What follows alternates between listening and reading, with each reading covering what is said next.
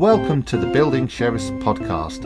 I am Paul Piccioni, otherwise known as Pooch, and with me is my old mate, Chris E.W. Jowett. Now today we are going to be discussing front doors. Now it may sound like there's not a lot to talk about, but I bet you will be surprised with what we come up with. So before we dive into that, it's time to catch up with old E.W.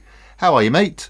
I'm fed up, mate. That's the truth. I'm fed up, yeah. You know, you get those bloody days when I've been dicked around by people all day long, mate. And it's... Really? Yeah, you know, and I do these ridiculous surveys called EPCs. I do. And, and I'm 67 years old, and I don't really need to do them, but, you know, I just do. Anyway, why I do them is my own bloody business. It gets you out of the house, Chris. Gets me out of the house, yes, indeed. And talking about the house, I'm in a right old panic at the moment because my lovely wife is out of the house, guzzling at some wine tasting down in Leyburn, and I've got to make my own tea, mate, for goodness sake.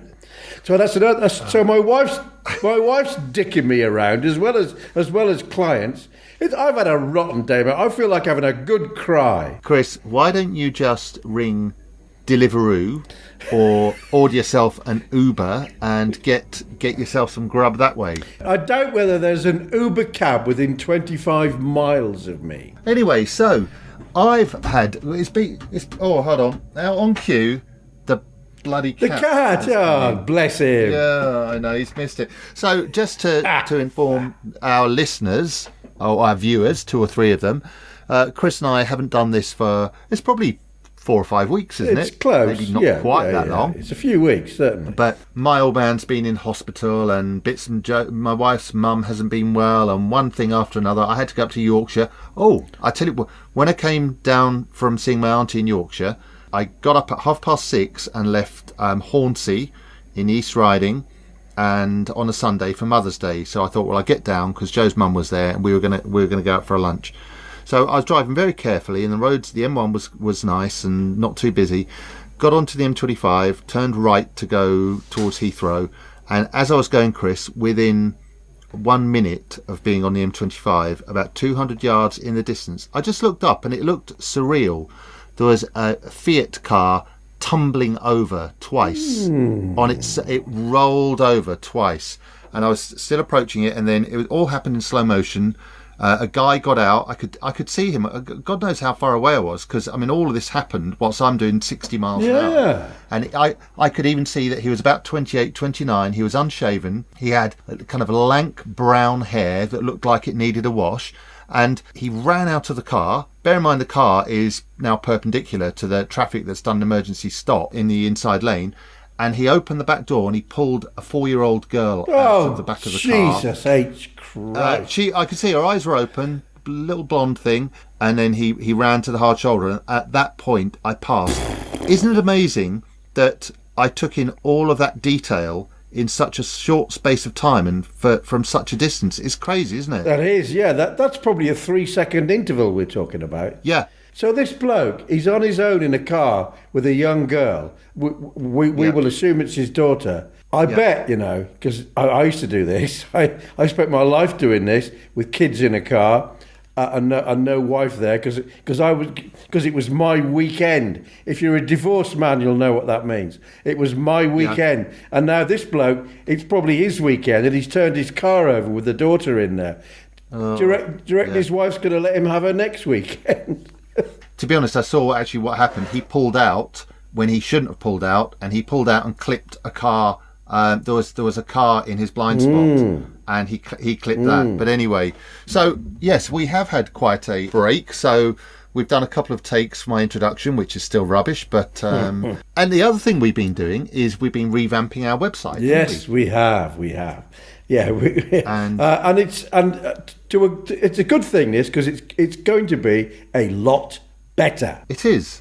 And the whole point of these podcasts is to, A, impart information, B, hopefully have a bit of fun. But the point of the web page, www.buildingsheriff.com, is to give people some good information. And the better that is presented, the easier it will be for them to access that information. So hopefully we've done that job quite well. Yeah, well, we'll find out, won't we, when our friends at the other end of this ether system start finding us. Well, in order for them to think that there's something worth looking at on the website, I think we should give them a bit of information and move on to our topic today, which is front doors. Ho-ho! Welcome back to the Building Sheriffs. We are talking about front doors, and whilst that little jingle thing cut in there, Chris was laughing and probably scoffing, thinking, why on earth are we going to be doing our topic on front doors? I mean, it's a very simple process. There's not a lot to know, but that's probably not the case, really, is it? Oh Chris? no, it's bloody loads to know. Can we include the back door as well, Pooch, and make it more interesting? Okay, let's do it. Oh boy, Okay, Christ, go for it, mate. Okay, so welcome back to the Building Sheriffs. We're talking about front and back doors, or as we in the trade call it, the tradesman's entrance. You go down here. You go down the back passage and in the back door, circumventing the side entrance. That's it. Take your boots off. So, front doors, Chris. I hate front doors, mate, because, I do like hanging doors. I'm a very good door hanger, even though I'm not a chippy by trade. I do it to the millimetre, to be honest. And that's why I hate doing it, because I impose all these values on myself, these processes that I have to follow. And working to a millimetre is something that is about, I don't know, 80 pounds or whatever a bloody front door is. They're not light, are they? And, you put it on, you're taking it on, you're taking it off, you're putting it on, you're taking it off. You might do it 5 times if it's a brand new front door. And that's hard graft. And just playing it a bit off and a little bit more. It can be an extremely frustrating process, but when it's done, it can be bloody lovely. I don't mind hanging doors. It has a beginning, a middle, and an end. And as you say, you have to get it right. If, dear viewers, you look around your house and you go to your doors and open them up, you'll see your hinges. The hinges are set into the door frame, and that's called a rebate. And what you have to do is there'll be a rebate on the door and a rebate on the frame. And your carpenter will have to work out exactly where that is and kind of scribe around a hinge with a Stanley knife and then chop out with a chisel, not too deep, not too shallow, and he'll have to make it look perfect. And you'll see you'll know if you've got an anally retentive chippy, if you look at all your slot headed screws, so are they all vertical or horizontal, because that's the mark of a man who really cares about what he does. But yeah, you got it right there, Chris. I did a heavy door recently. I did a whole load of heavy doors, and I was hanging 5 fire doors upstairs, and I had to take them downstairs. You did. Christ almighty, that's a young man's job. And what you have to do, the term that Chris knows is shooting them in. So your door will be slightly oversized with regard to the frame, and you have to basically draw around it or measure it and plane it down until it fits with the gap should be the width of a 2p piece all the way around. And that takes some doing, but equally, if you're in a house where you've got a lovely carpet and they don't want you using your messy tools inside, you have to take it down, and you'll take it down and you'll bring it back up again, and it'll need another millimetre off, and so you have to take it all the way down. That is bloody good exercise. Yeah, and it's also, Pooch, it gets a trifle expensive. If you're doing, for instance, fire doors, which are heavy, and and fire doors go all the way down from the top of the house to the bottom. So we're not talking front door now at all. We're just talking internal doors. Yep. These things are damn heavy, and you're manoeuvring this 6.5 foot high by best part of 3 foot wide thing that weighs 40 pounds all the way down the stairs carefully, which builders don't tend to do careful, and out of the front door, into the drive, onto your workbench, just playing the damn thing, pick it up again, up and down. That can happen 3 times for each door. That's expensive. That's your time. Yeah. That's their money. And you've got to persuade people that maybe it's going to cost a damn sight more than they expect. So point being, if you were hanging 3 fire doors on the ground floor or 3 fire doors on the first floor, it's going to be more expensive. That's just it's our old water analogy, isn't it? When you and I trekked in Nepal, the higher up the mountains you get, the more expensive the water gets, because it has to be taken there by someone, and that someone needs to be paid. Yes, indeed.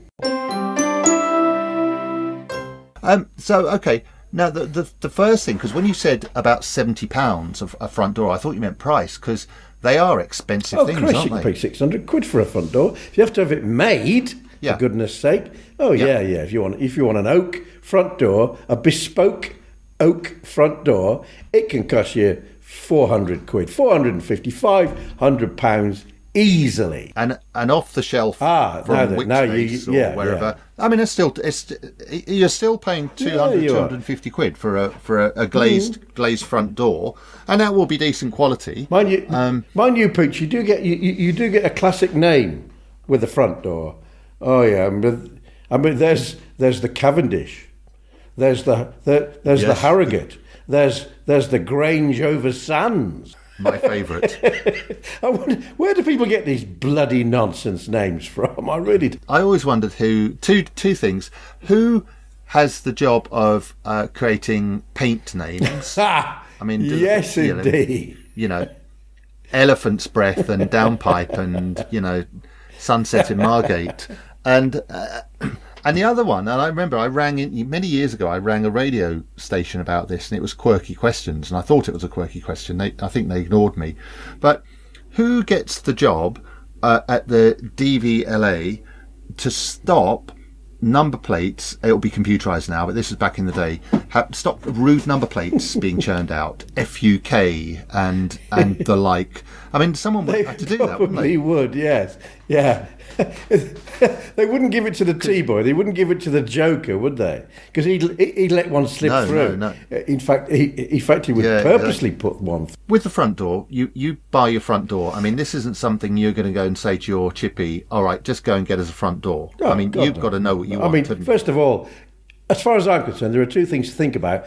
What's wrong with the existing bloody front door? Unless someone's replaced it already with a 1970s horror. If you've got a 1930s house and it's got the original front door in, that front door is matched in style to the the whatever what's it called, that style from the 30s, arts and crafts, whatever. It's probably got a lovely bit of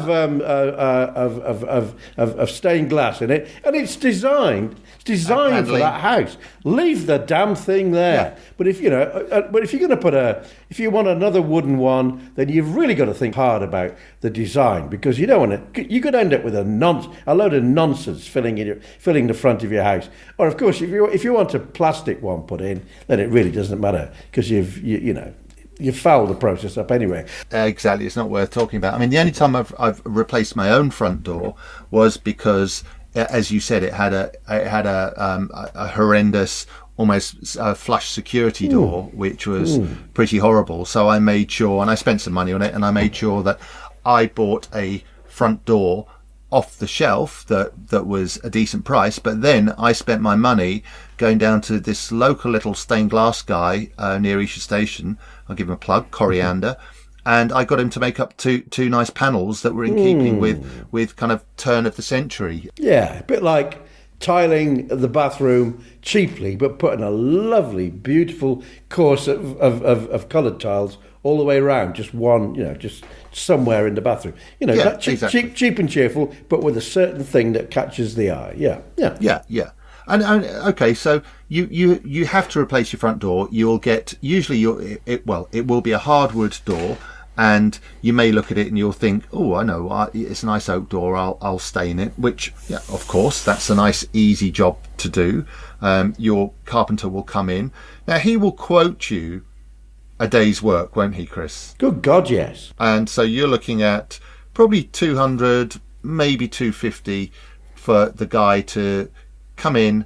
He will hang the door. He'll put 3 good quality hinges on there, and put your furniture in, and furniture being letterbox, numbers, knocker, all of that kind of business, and locks. Yeah, and bear in mind, the reason why he charges you for a day, I would charge a day and a half minimum, because he's got to turn up and discuss it all with you and tell you, and tell you what you need, because the locks, etc., that you have on the existing door may not be the best configuration. He's got to advise you on all that. Then he's got to take the door off. He's got to tip the old one and pay for it to be tipped. He's probably going to go out and I don't know, follow you around and collect the door for you from God knows where. So before he's actually got his chisel out, he's probably spent half a day. It's lunchtime. Pissing around. Yes, it's lunchtime. Yeah. So easily, and then if he puts the first coat of whatever on it, it's 2 days' work.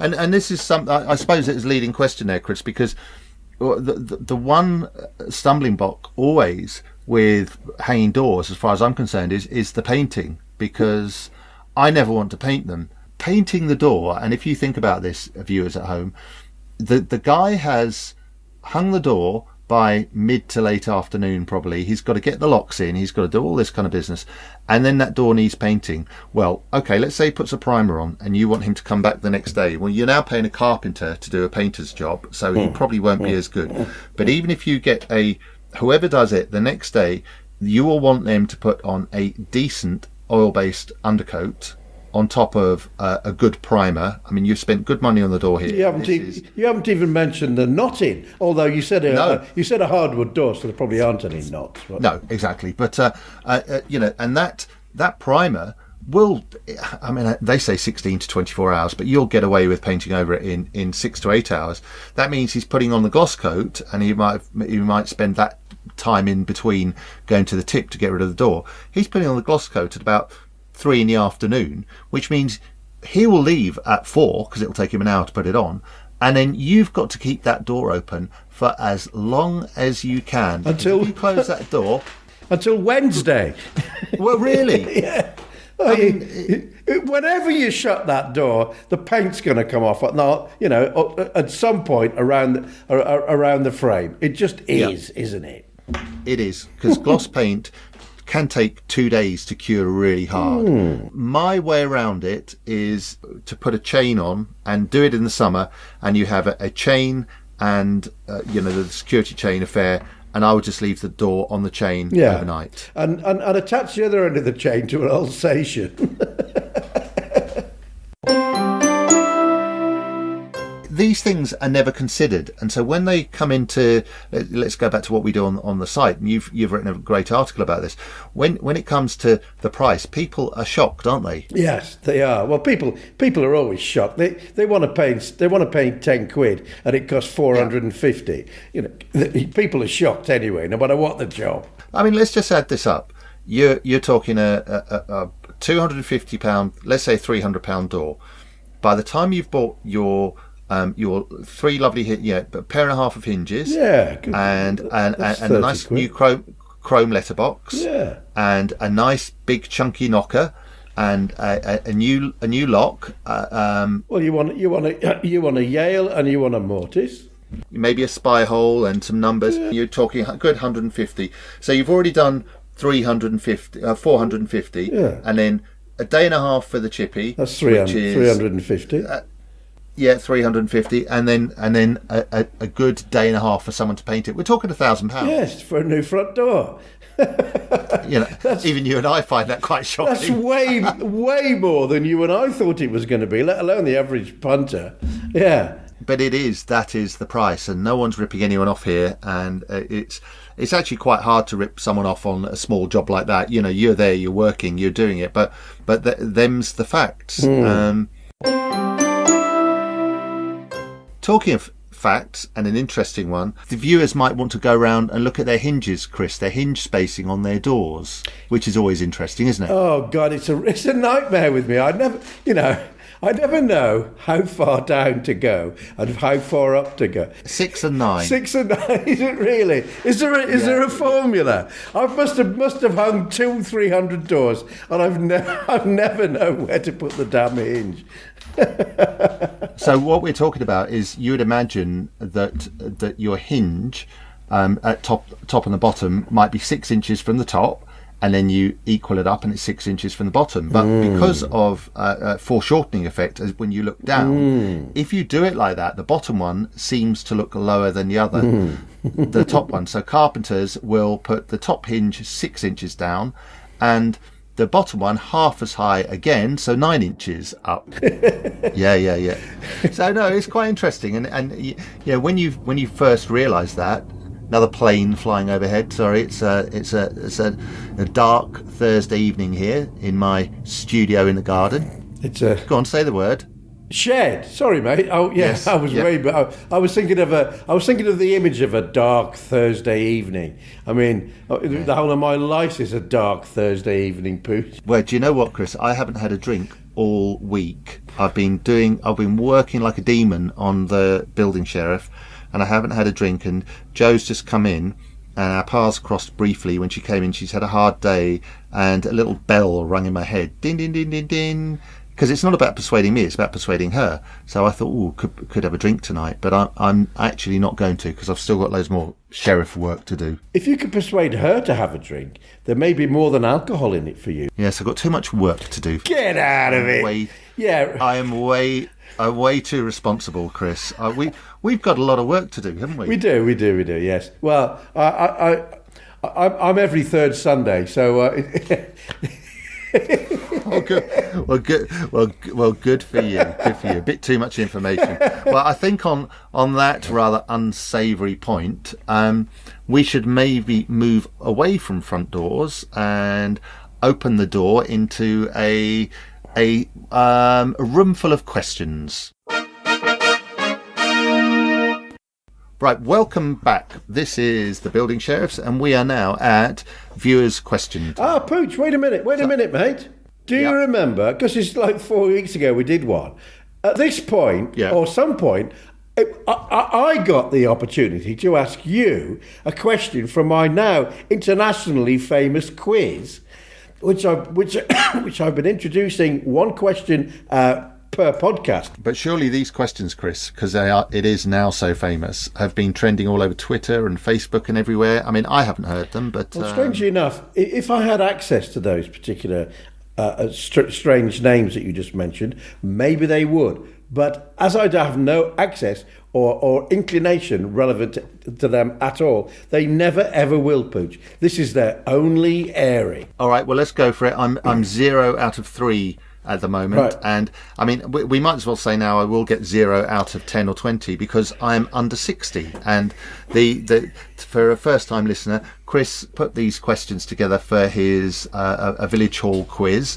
And what's the average? You bring the average age down. I bring it way down to about 92, mate. Go on then, give us a question. Question 5. This is. Oh, so I'm 0 from 4. Yes, indeed you are, mate. Absolutely. Right, I'm going to recite the words of the song, like a streak of lightning flashing across the sky, like the swiftest arrow whizzing from a bow. Champion the Wonder Horse. I haven't even finished. You got one right, mate.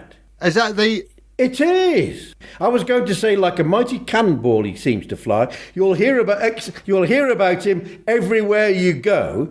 The time will come when everyone will know the name of. And then I say, well. And at that point of the assembled throng in the village hall, 7 blokes sang, "Champion the Wonder Horse." So you're 1 out of 5, mate. Good lad. I'm just old enough that my holiday mornings when watching TV and being latchkey kids, they used to put on Belle and Sebastian and Champion the Wonder Horse and Black Beauty occasionally. If we watch that now, Pooch, would Champion actually be a wonder horse? I bet you he would be one heck of a stallion and an impressive specimen. So yes, he probably would. Which is more than can be said for the Quizmaster. Yeah, well, imagine getting our kids to watch Champion the Wonder Horse now. They just look at you. We are moving on to questions here, Chris. So let me pull them up. And as usual, we have a question sent in to our email at buildingsheriff.com, one on Twitter and one on Facebook. So here we go. We got an email. Derek in Cardiff asks, now do you want me to do it in my Welsh accent or not? Aye, off you go, boy. How do preformed plaster covings compared? Is that Mr. Patel in Cardiff? Compared to some of the fancier polystyrene stuff. I tell you what, Pooch, Wait until Sean's, and wait until someone from Scotland turns up. Okay. Then do your Sean. You can do Sean. You can do Okay. Sean. But Go on, boy, how do preformed plaster covings compare to some of the fancier polystyrene stuff that you can get nowadays?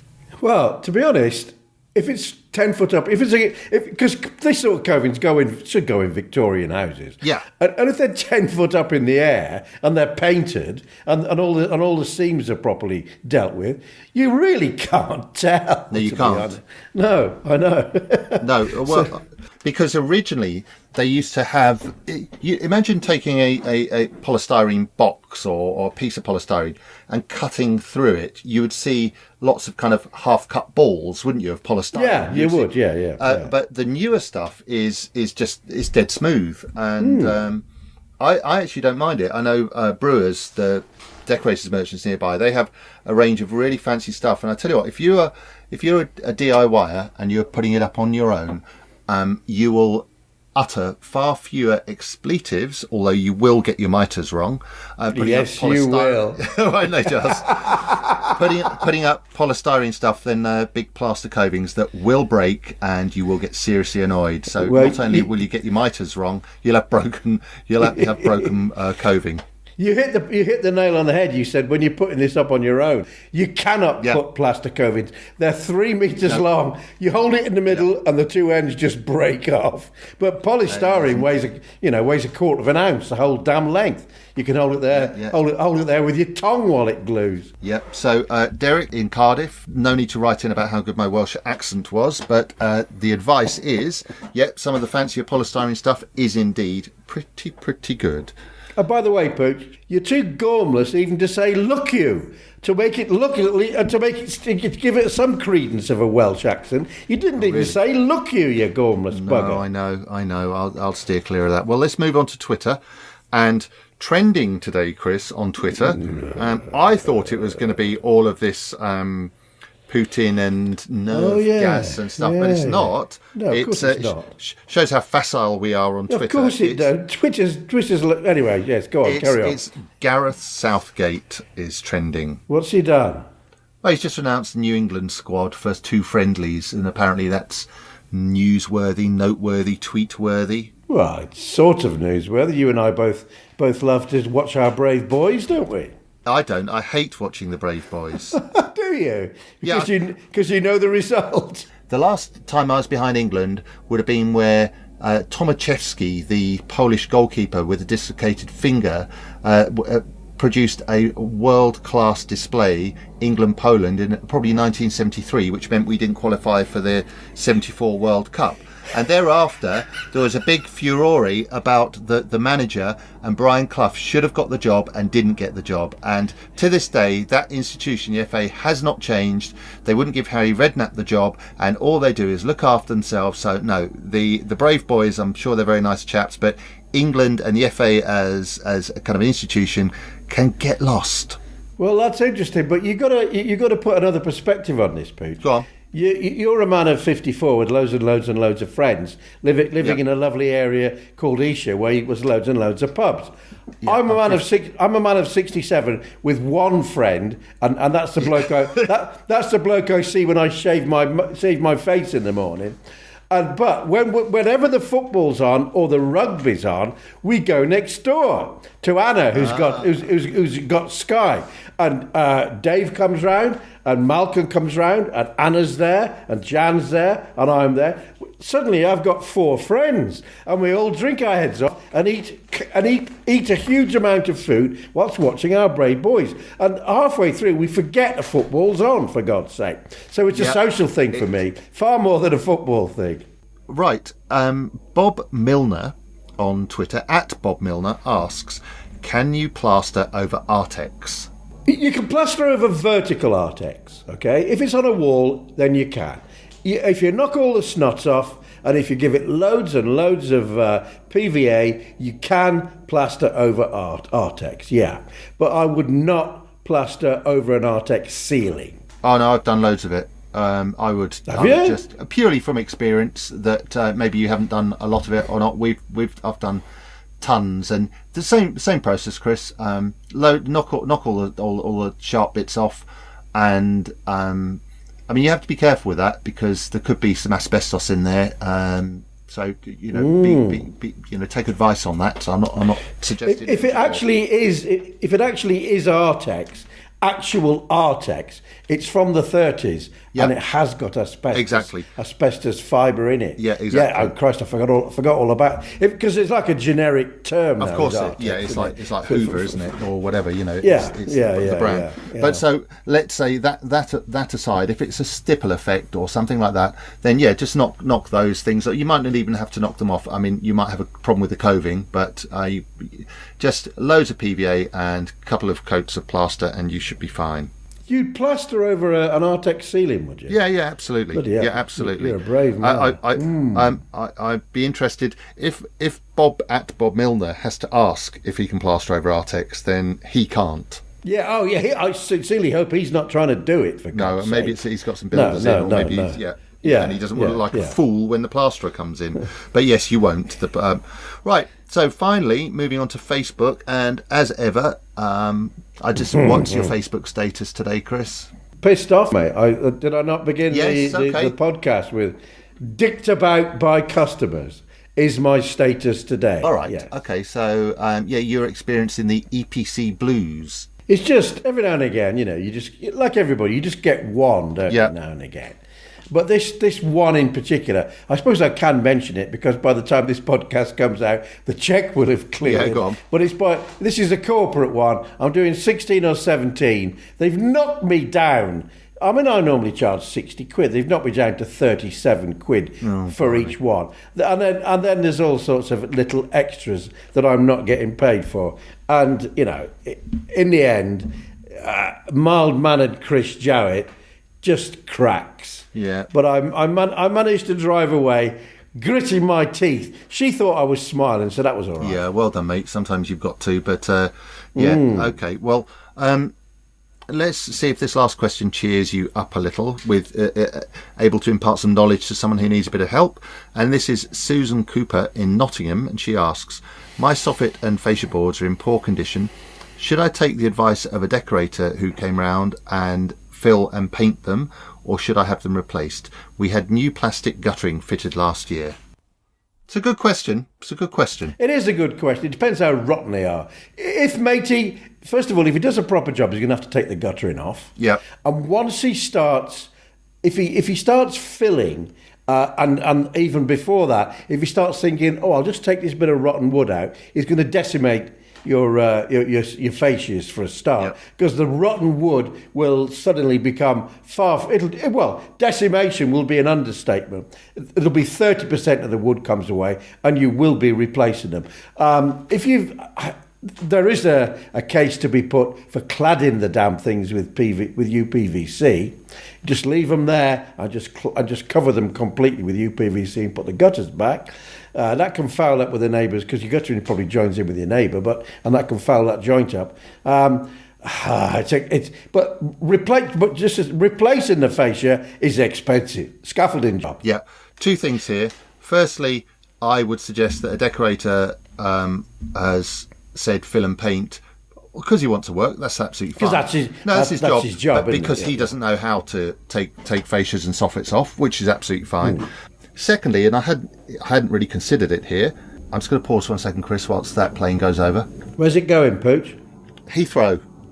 Straight into Heathrow. They've had a fabulous holiday in the Bahamas, and they're coming back to it's 14 degrees down here today. Is it, by God? Oh, it's lovely, yeah. Absolutely lovely. It hasn't been 14 degrees up in Yorkshire since... last August. Since the old Queen died. Yeah. Here we go. And secondly, Chris, I had not considered, and I don't know why, because I've done it a million times, but just when I read the question, I think you've hit the nail on the head. I would clad them. It's not something that is aesthetically horrible, but what it does do is, you're right, you'd have to take the guttering off anyway to paint the fascias and soffits, clad them, and that's it, done for the next 15 years, 20 years, until they start discolouring. Yeah. Yeah. Yeah, and it is job done, isn't it, Pooh? Yeah, It's job done, and I would go with that. And on that note, I would think back to that drive away from that annoying customer. Think, what do they know about fascias and soffits? And you've come up with some brilliant advice, and you've helped Susan Cooper in Nottingham. So well done. I got a well done. You did indeed. And do you know what, Chris? Because it's time to go now. And I would say, go off and have yourself a drink. I've already had a drink, Pooch.